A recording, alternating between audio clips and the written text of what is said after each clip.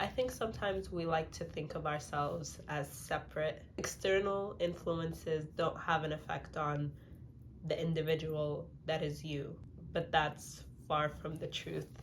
We are shaped by our environment and the people around us.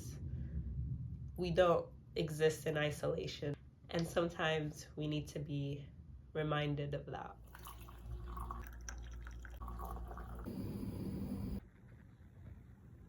So, I wanted to talk about the book that I recently read and also the book that I'm reading next.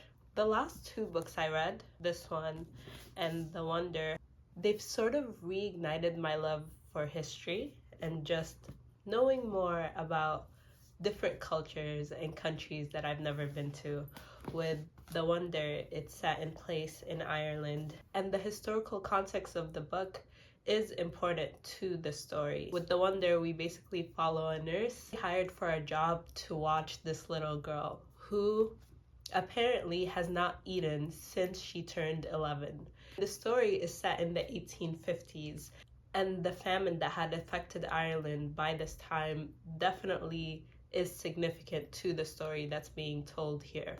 With the next book that I'm literally like 10 pages away from finishing, The Love Songs of W.E.B. Du Bois. This book is set in the United States.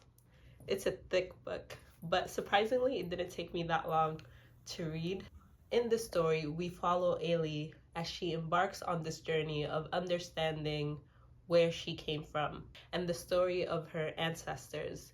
And this includes Indigenous, Black, and white people. We see how their stories guided her towards where she is right now. There are many tragic, sad stories within this book, and it really got to me at certain points, but I think beyond all of it, it's a story of resilience and hope.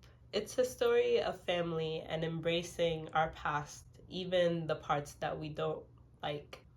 The parts of the story that I particularly liked, and they sort of reminded me of Gabriela Garcia Marquez, were the magical realism elements. I think that there are things in life that happen and we don't really necessarily know why.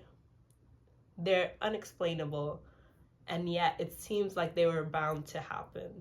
And I felt like incorporating those elements into a story like this really made the story more real. Something else that this book made me do is reflect a lot, honestly. Reflect on the people in my life and the events that basically guided me here. And I also recently visited where I first grew up, and that was really interesting. That was very interesting. I basically walked the same streets that I walked through as a kid with my childhood friend, and I visited my old middle school, and it felt odd because there were so many things that I haven't thought about until I saw it again. And there were a lot of events that I didn't realize impacted me as much as they did when I recalled them walking through those same areas again. I'm not sure if my description of this book lent it any justice, but I really, really liked it. And for those of you who didn't know, because I didn't know this, but W.E.B. Du Bois is a famous civil rights activist, sociologist, historian, author from the United States. And now onto the book that I will read next. So I actually picked it up yesterday. I was at the bookstore for a while, honestly. I was just picking up random books.